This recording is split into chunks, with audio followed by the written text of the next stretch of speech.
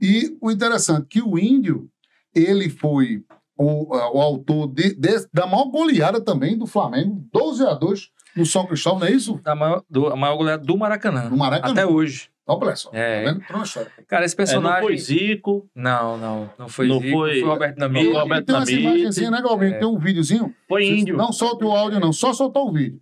Cara, soltar o é vídeo. um personagem... Eu sempre falo que é um ilustre desconhecido, né? E a Paraíba, o Brasil... espero que vão redescobri-lo. E só para contextualizar, a gente estava ali no limbo da pandemia, ali no início da pandemia, de nem saber o que é que vinha pela frente, né? E eu meio que tropecei na notícia da morte do Índio, Aloysio Francisco da Luz, cabedelense. O Índio, entre outras coisas, né? O primeiro paraibano em Copas do Mundo, o primeiro paraibano a vestir a camisa da seleção, o segundo nordestino a vestir a camisa da seleção, um dos maiores artilheiros da história do Flamengo. Posso dizer também ídolo do Corinthians, ali no final dos anos 50. E um dos primeiros negros a atuar no futebol espanhol. Hoje se fala tanto de racismo, né? Ele tem essa passagem riquíssima. E aí, cara, eu tropecei, assim, na notícia da morte, né? Morre o 10º artilheiro da história do Flamengo. Rede social. A gente tava ali, 19 de abril, dia do Índio. Ele vai... Semana que vem a gente tem aniversário, né, da morte dele. 89 anos ele faleceu, né? E possivelmente de Covid. Era o começo da pandemia. É na Seleção Carioca, né? Seleção Carioca, futebol, Federação Metropolitana de Futebol ainda, né? E aí descobri esse personagem, comecei a pesquisar, a investigar. Tinha tempo livre para isso, né? Mas, assim, claro que além de ser paraibano e tal, ser vamos dizer assim, quase desconhecido a história dele para a grande maioria das pessoas, despertou, te motivou de fato. Então, justamente essa coisa inusitada, cara, porque você pegar ali todos os grandes sites do Brasil, de esporte, Lance, UOL, Terra, GE, o próprio Flamengo, todos, CBF, todos deram a notícia da morte. Eu tropecei, não me lembro, eu tropecei nessa... E fui ver quem era o personagem, e se você botar Índio, Aloysio Francisco da Luz, você vai ver hoje muito mais, porque a gente começou a falar mesmo do Índio 22, né? A partir do lançamento da biografia. Mas, assim, tem muito link da notícia da morte dele, assim. Das condolências mesmo, né? De grandes atletas, de clube, federações, o próprio Flamengo, né? 19 de abril, com certeza, vem mais uma condolência pela morte e tal. Então, eu fiquei intrigado, como é que eu não conhecia aquele personagem, sendo paraibano, né? E aí comecei a pesquisar.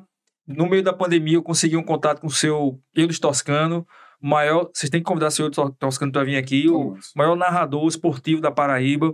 Está com 85 anos hoje.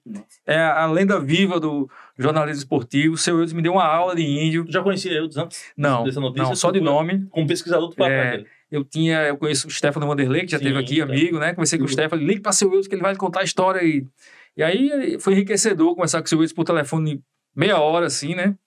Então, Evaristo Macedo foi companheiro de Índio no Flamengo, né? O Flamengo vem de uma fase muito difícil, porque o Vasco vem com o Expresso da Vitória, né? O time famoso do Vasco, mais vitorioso, assim, né? Era uma época onde o futebol regional era o auge. Então, ser campeão carioca era o auge de tudo, né? O time passava um período, um semestre, disputando o carioca, o regional, e o outro amistoso, né? Então, o time rodava o Brasil para amistosos, internacionais, nacionais e tal. E aí é muito imponente, né? Essa imagem dele aí. Então, o Índio, esse personagem com, assim, Ninja e João, vários links, assim, muito bacanas. Primeiro, quem descobre o Índio é outro paraibano, pessoense, Togo Renan Soares, que também era tio de Jô Soares, né? João Pessoa. Togo, na época, era técnico e dirigente do Flamengo. O Flamengo vinha dessa época de seca braba, 10 anos sem ganhar o título, e o Flamengo procurava montar um grande time, e de fato montou, né? Porque descobriu o Zagallo, trouxe Evaristo Macedo do Madureira, uma aguinha aqui que... Fica à vontade. Olha a garganta aí. Essa água é da boa, essa não é a cachaça. Então, se for a serradeira, pode tomar à vontade. Então, Togo, conhecido como Canela, né? Começou a montar um time ali e tal, então ele trouxe... Evaristo, descobriu o Zagallo, montou um time ali forte no meio campo com Dequinha, um goleiro, a zaga, Modesto Bria. De Índio era atacante mesmo? Centroavante, atacante. O Índio, eu considero o Índio o primeiro grande centroavante inteligente, aquele que sai da área, que busca bola, não é trombador, ele não tinha porte trombador, ele tinha 1,60 m e poucos. Então, não foi à toa, né? O Flamengo tinha um grande técnico nessa época. Entre outras coisas, esse técnico paraguaio, o apelido era o Bruxo. Tu vê que o cara era... Ele havia, por exemplo, ganho a Copa América do Brasil em 52. O Flamengo traz ele para montar esse time, né? O paraguaio, né? O Fleitas Solis, o Bruxo, né? Então ele monta, ele trouxe essa visão pro Flamengo e pro futebol brasileiro. Zagallo voltar para marcar, Zagallo é o primeiro atacante a voltar para fazer a função de marcar, né? De compor o meio campo, segurar e compor o meio campo. Ele é o primeiro, talvez o primeiro atacante a ter essa característica. E o Índio é esse atacante diferente, que voltava para pegar, que estava ali na grande área, sentar na pequena área para receber, não tinha a questão de impedimento, muito complicada isso, né? É só um detalhe, o Togo encontrou o Índio aonde? Na Várzea Carioca. O Índio chega, ele sai daquele cabeleiro, ele nasceu em 31, no final dos anos 30, 39, o pai falece, né? Então a família se viu ali meio que sem ter o provedor, né? E um irmão mais velho já estava no Rio. Então ele leva toda a família para o Rio, ele chega ali no Rio e tal, ele jogava ali na Várzea em Bangu, já era amador pelo Bangu, e aí nessas partidas Togo o vê jogar e imediatamente leva para o Flamengo. Lá ele começa como amador ainda em 49, em 50 se profissionaliza. Tem umas passagens bem interessantes, porque quando ele chega no Flamengo, o Zé Lins do Rego fazia parte da direção do Flamengo, um cargo de diretoria não tão de expressão, mas ele como torcedor veemente do Flamengo, né? Mário Filho também, amigo de Mário Filho, né? Então ele de cara enxerga um potencial no Índio, por ser paraibano, né? A identificação, ele meio que rotula o apelido do Índio, o menino de Cabedelo, né? Então o menino de Cabedelo e tal. Então o Índio era muito quicho na época. Ari Barroso, né? O grande Ari Barroso, jornalista, compositor de todos dos hinos dos times, né, do Brasil, assim, Ari Barroso também.